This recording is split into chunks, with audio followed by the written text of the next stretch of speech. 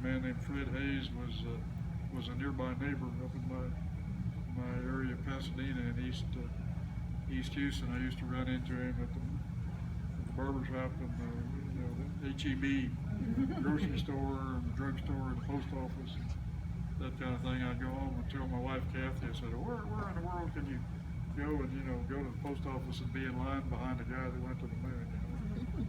Something like that. So anyway, that's a story of the mission sequence. My most memorable moment was not the landing, although that's a memorable one. My most memorable moment is the Apollo 8 thing, where the first flight, on very short notice, decision was made to send the Apollo 8 crew after only one successful orbital flight of Apollo 7, which had occurred after the fatal Apollo 1 fire, because we thought the Soviets were getting ready to go to the moon and do something the president wanted to see if we couldn't beat them. So the assessment was made that we could do that. So just before Christmas time in 1968, the Apollo 8 spacecraft was mated to the top of the Saturn V, and I think it was on December 21st. They took off and went to the moon. Frank Borman, Jim Lovell, and Bill Anders. They successfully went into orbit about the moon on Christmas Eve, and just about midnight on Christmas Eve, after they had done 2 or 3 orbits of the moon, they had everything figured out, their orbit defined, everything set to come back when they needed to, and they were able to take their high fidelity color TV camera pointed out the window.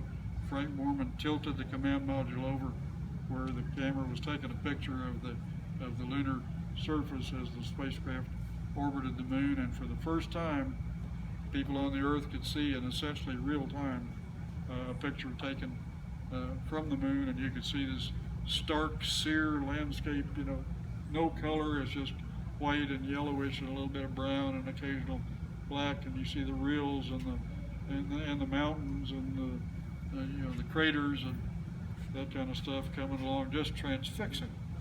And all of a sudden on the horizon you see this little bump, and everyone said, what is that? And I was in mission control at my station watching that TV at this time on Apollo 8. I was on duty. Everybody's looking, and it kept getting bigger and bigger and bigger. All of a sudden there was some white and blue and green there, and people said, oh my God, that's the Earth, it's the rising Earth. And so for the first time we were able to see the rising Earth from the moon as opposed to the rising moon from the Earth. An outstanding experience, just breathtaking. And you've seen the iconic picture of the Earth just above the moon where you can see the whole thing, but the Earth is only half lit. And that was right at midnight, Christmas Eve. And Frank Borman at that time had brought his family Bible and had come up with this plan for the crew, and he started reading from the first chapter of Genesis right at midnight with this picture on the TV in the background. In the beginning, God created the heaven and the earth was without form and void, blah, blah, blah. Those of you that are Christian are familiar with that. I'm a Christian.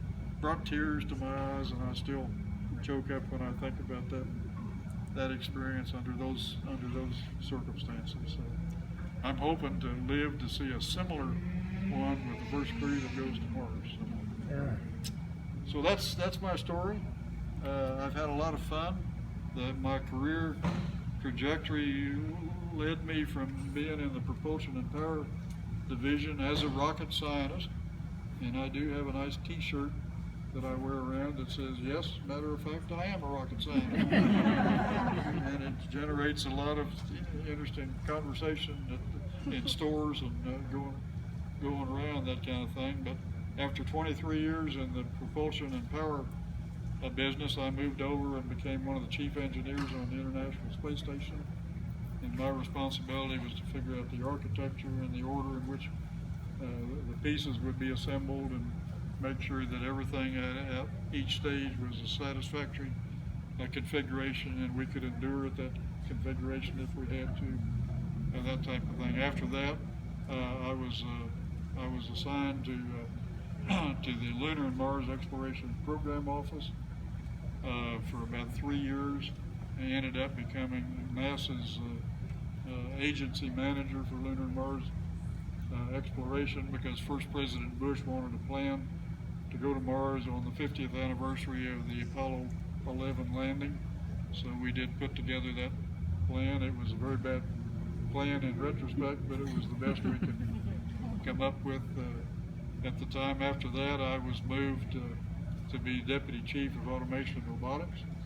I did that for 6 years, and the last year of my career, they started a new biomedical engineering division. The center director called me and said it's going to be headed by a medical doctor. He's an outstanding physician and surgeon. He knows absolutely nothing about organizational techniques. He has no idea how to establish a budget or come up with a strategic plan or recruit personnel. Said, you go over and make him outstandingly successful. And so I did that for a year, and when I felt like he was stable on his feet, I retired. And that was in 1996, and then they immediately came to me and said, wait, you can't retire? And I said, yeah, watch me. So they cut me a deal to work half-time for 2 years, and after that, then I became a contractor for the education outreach office, because I always enjoyed that. Still do that. I'm heavily involved in outreach, and really. Warren, tell them about your space settlement design program.